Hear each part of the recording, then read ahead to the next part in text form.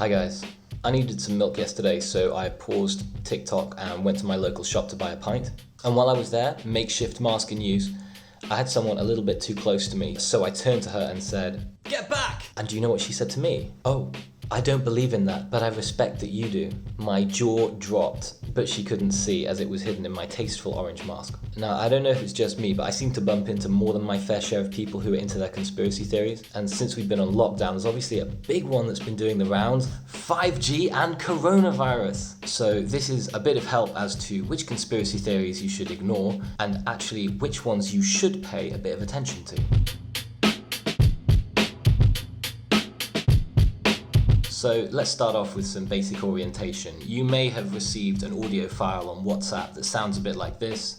It started as a result of radioactive or radio frequencies at a high level creating radiation that was toxic to cells, and that's why people were falling over, dying in the streets, etc. So they've tried to cover it up. Or you may have seen Eamon Holmes getting in trouble for saying this. But it's very easy to say it is not true because it suits the state narrative. That's all I would say as someone with an inquiring mind. Or maybe you just saw reports of the hilarious Luddites who did this. And for whatever reason, somebody started spreading a rumour that COVID-19 is not a virus, but it's actually the effect of 5G technology through radiation. Now, if someone says this, you might just say to them, "That's not true." But are you able to explain to them why? Well, it turns out we know quite a lot about the effect on humans of radiation thanks to a series of high-profile disasters during the 20th century. If you're interested, you might look up the two events involving the Demon Core at Los Alamos, or the 1987 Goiania Incident, which took place in the city I was living in last year. So what we know is that if you're actually exposed to severe radiation and you end up with what's called acute radiation syndrome, the symptoms typically advance in 4 stages. The first is the prodromal stage, and this involves nausea, vomiting, and diarrhea.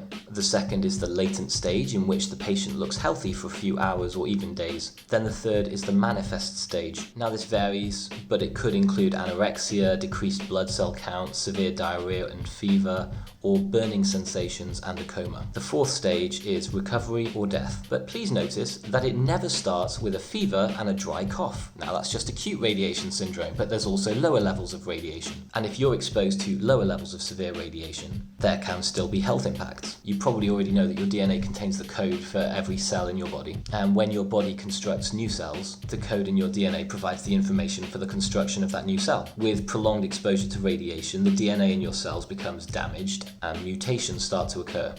But not cool X-Men mutations. Basically, like a corrupted file in your computer, it contains chaotic information. Now, DNA damage produces stochastic or unpredictable effects. It's typically result in various different cancers, heritable diseases, and potentially also in psychological symptoms such as depression. Now, if you want more information on this, you can read an article called Long-Term Effects of Radiation Exposure on Health. You have to sign up for free access to that one, but I'll put a link in the description. Notice, however, that none of this starts with a fever and a dry cough. Let's contrast that with the best information we seem to have about COVID-19 right now, shall we? The most common symptoms of that are a fever in 88% of cases, a dry cough in 68% of cases, tiredness in 38% of cases, and coughing up mucus in about a third of cases. In other words, COVID-19 has a relatively predictable set of symptoms that look nothing like radiation symptoms. So 5G has nothing to do with the coronavirus. There's perhaps no real news there. Are there legitimate scientific concerns about 5G, however? Well, possibly. 5G technology emits non-ionising radiation, but that's trivial. Your light bulbs also emit non-ionising radiation. That's literally what light is. 5G is different to your other mobile phone frequencies, such as 4G, 3G and 2G, because the wavelength is shorter. Now, it's true that over 250 scientists who had published peer-reviewed research in the field did sign an appeal to register their concern about what they said was increasing evidence of harm caused by non-ionising radiation. Current World Health Organization guidelines say that there is no consistent body of evidence to show that this should be expected to be a risk, but the World Health Organization did also tell us not to wear masks despite evidence from Southeast Asia. So who knows? So with all of the concerns around 5G, what's the point of the technology at all? Well, it's faster, for one. In some cases, it would be up to 1,000 times faster than 4G. And 1,000 times is a lot of times. It's over 9,000! So this means that companies could stop digging up your main roads woods to lay fibre optic pipes, and they could send the data through the air instead. The rapid transfer speeds will result in faster disks for read-write operations as well. Readily processable and complete permanent records. It's all very well transferring a 4K movie in 30 seconds, but your computer's disk can actually only capture it at about 500 megabits a second, which is a quarter of the max 5G start speed. Hard drives are going to get faster and possibly smaller, because you just don't need to carry that much data on your device if it's just as fast to retrieve it from cloud storage. 5G also has much lower latency, so the latency has been dropped to about 1 millisecond in lab conditions, and it's about 10 milliseconds in the wild. That's 5 times faster than current technology. So if you're used to using SaaS applications like Dynamics 365 for your business, then this means that working on the cloud will start to feel the same as working on your local machine, because you'll simply have faster response times for everything. Similarly, in hardware, we might start to see the emergence of much thinner devices, laptops, tablets, etc., needing much lower local processing power with much higher cloud processing power. Because remember, you can simply view or operate on the data in the cloud while still seeing it immediately locally because of the bandwidth and latency gains. So if we start doing next to no processing locally,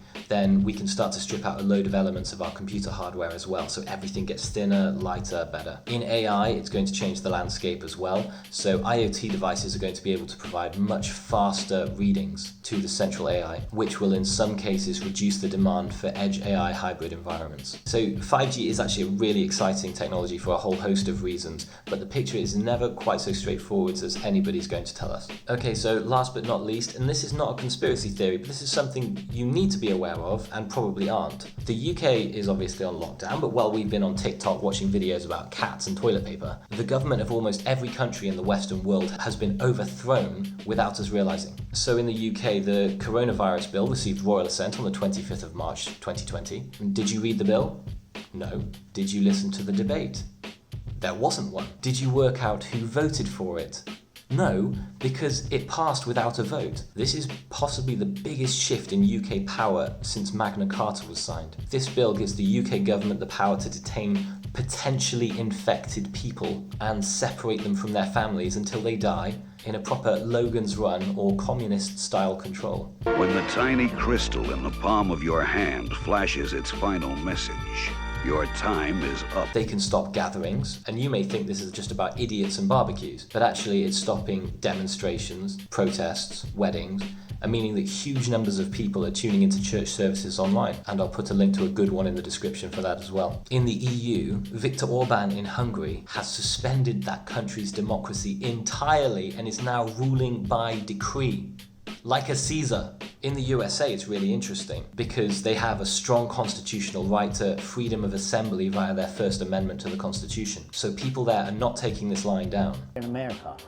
we're being terrorized by our own government. It's also worth noting that they have never been invaded successfully since the British burned down the White House in 1814. I'm so proud. So when you hear Trump's messaging very much at odds with what we're seeing here in Europe, there's a huge legal and cultural framework underpinning that. Personally, I think most of us agree that social distancing is obviously essential and it's saving lives. I also happen to believe that no government should have the right to mandate to the level that they are doing, and we need to be concerned, aware, and extremely skeptical of these power grabs. These are unprecedented times we're living in, but we must never sleepwalk into having our fundamental freedoms stripped from us. So thanks for watching, and if you want some much more interesting conspiracy theories, then you have to check out the Dyatlov Pass incident. It's by far the weirdest thing that has happened in the last 200 years. Link in the description. Bye.